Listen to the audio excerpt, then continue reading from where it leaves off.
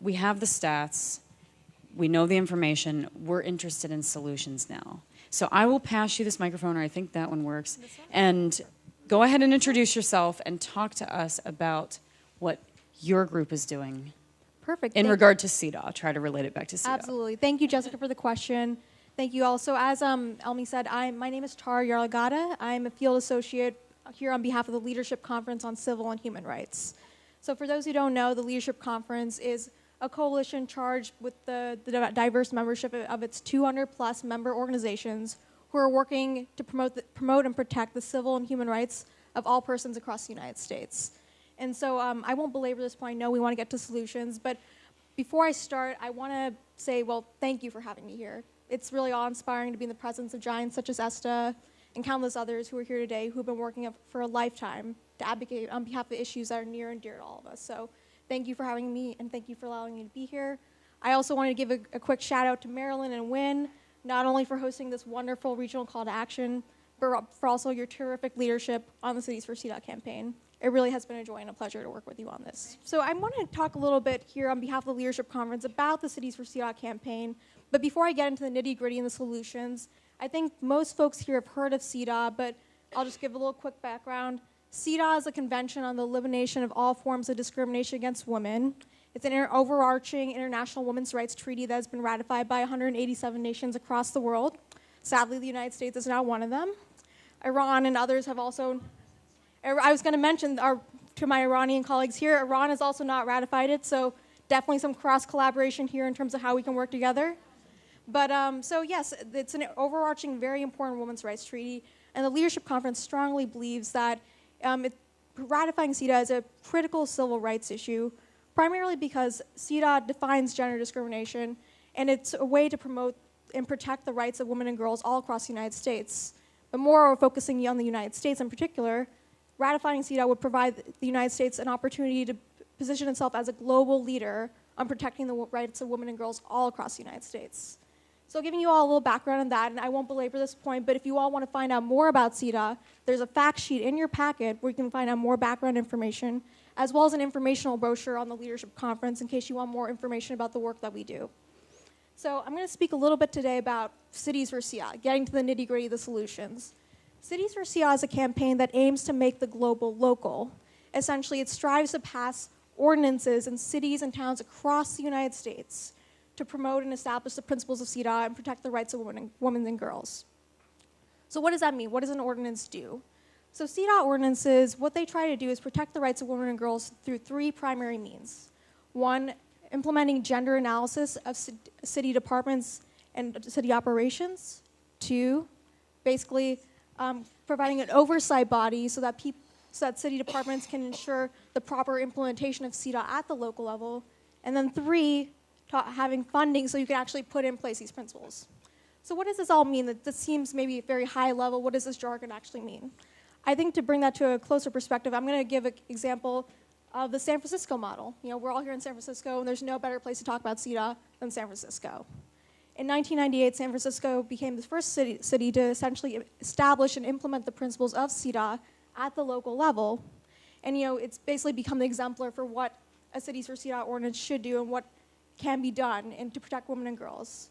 Since 1998, San Francisco has introduced and passed several initiatives related to domestic violence, human trafficking, providing expanded language access for responders to domestic violence, all sorts of wonderful initiatives that have come about because of Cities for CEDAW. So San Francisco essentially kicked off this campaign, and since then, 9 other cities, from Louisville, Kentucky, to Los Angeles, California, have either passed ordinances or are working to pass ordinances by, for example, passing resolutions that affirm support for it. And so, you know, you can see that there's a lot of interest in this campaign, and over 24 other cities have already expressed interest. So very likely for many of you in the room, chances are there's already a Cities for CEDAW campaign growing in your hometown. And if not, you can be the seed of change, and you can be the one to start it up in your hometown. So that's kind of a little bit of a snapshot. I don't want to belabor this point because I know we have quite a lot else to talk about, so I'll pass it back to Jessica. Thank you so much, Tara. That was very informative. And one of the things or the feedback that we have received through the Cities for CEDAW campaign is that CEDAW is complicated, that the layperson doesn't understand it, and that people feel sort of excluded from it. They're for the cause, but they feel a bit excluded from CEDAW because it's this big, intimidating document. And we did have that discussion at the United Nations about how to bring it to the grassroots level, which our next speaker has done a fabulous job of working towards that cause. We want to hear more about Futures Without Violence and your work in regard to CEDAW.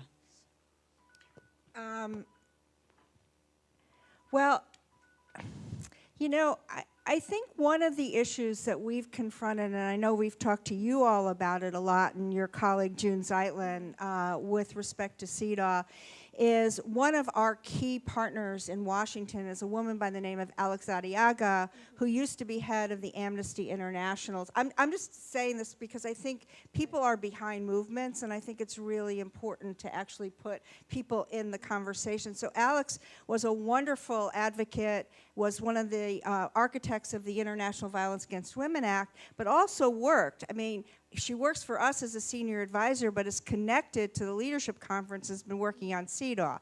And both of these bills, the International Violence Against Women Act as well as CEDAW, were making their way through the congressional labyrinth almost at the same time. And neither one of us got very far.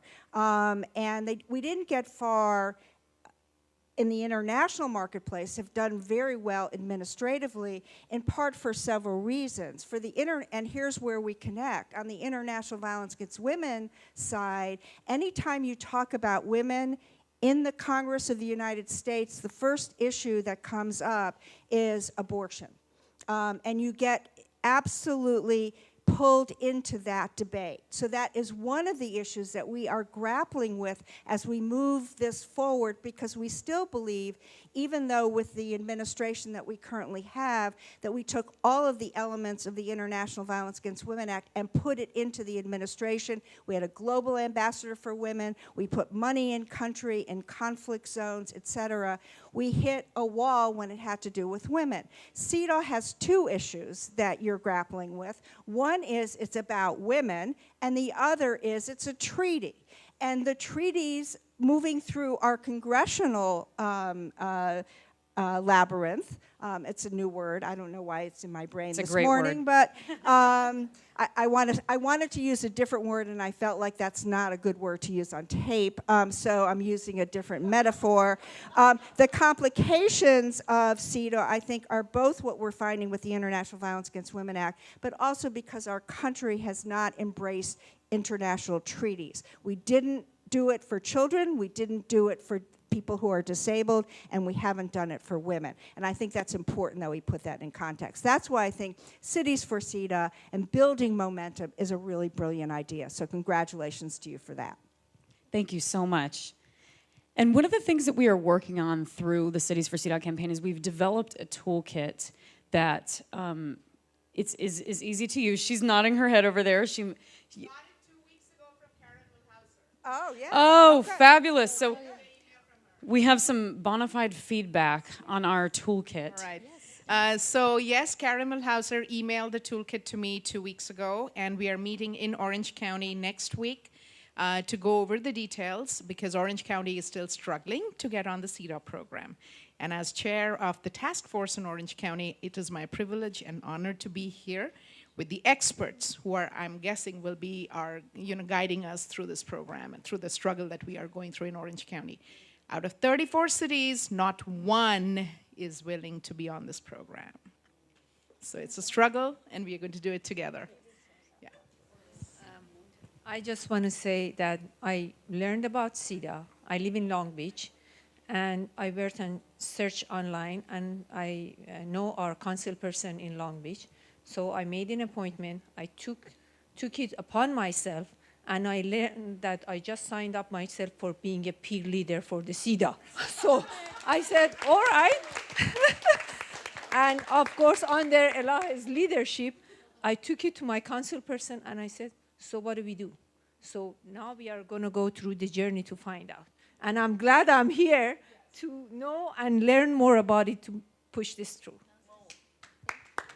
Also one of our Iranian sisters, we were there in Santa Clara last night, for a gathering, and she is taking CEDA in Santa Clara to pass CEDA in Santa Clara. She was. In San Diego, we've struggled with trying to get CEDAW endorsed. We did endorse it back in 1998, but that's so long ago. I'm just curious. We keep being asked, well, how much is it going to cost our cities? Can you give us some idea on that? Sure. So, well, thank you. It's a good question. And I have to say, I'm actually, although I live in DC, I'm a fellow Californian. I hail from Lafayette, East Bay. So it's wonderful to see all these Californians here striving to make change. Ripsy, we'll have to connect afterwards, because I know we've been communicating via email. So in terms of the funding, I think, Marilyn and I definitely, we'd like to stress that Cities for CI is a very fluid campaign in that it varies per city. So for example, like something like what San Francisco implemented, or something like what LA is doing. These are exemplars for the Cities for CDOT campaign.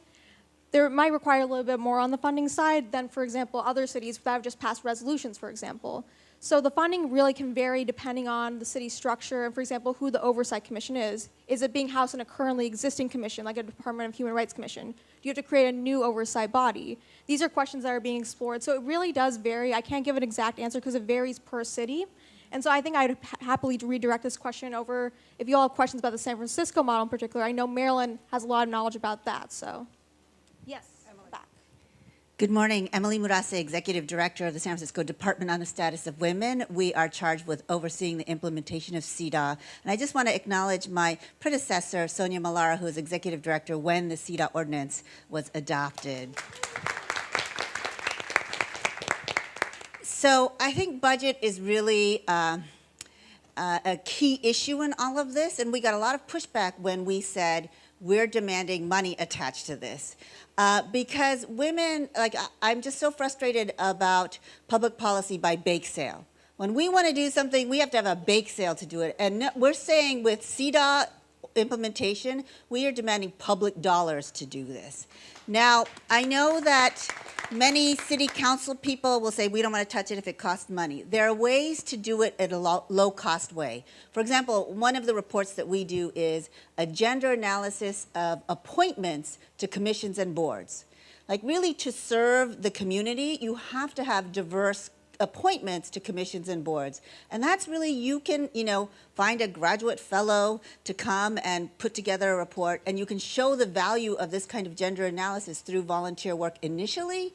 But really, we're all voters, we're all taxpayers. We need to demand that our government is investing in women's issues and family issues. This is not a favor to the women's community. We are demanding accountability by our government to serve us. And so in our draft CEDA ordinance, it really, that we're proposing as a model, we're asking that communities invest a nickel to 25 cents per woman in your community. Come on, we're at least worth that much of allocation. So you need to fight. You need to really fight over this budget issue. Thank you. And thank you all for your commentary. And Emily, that was wonderful. Thank you for answering that question.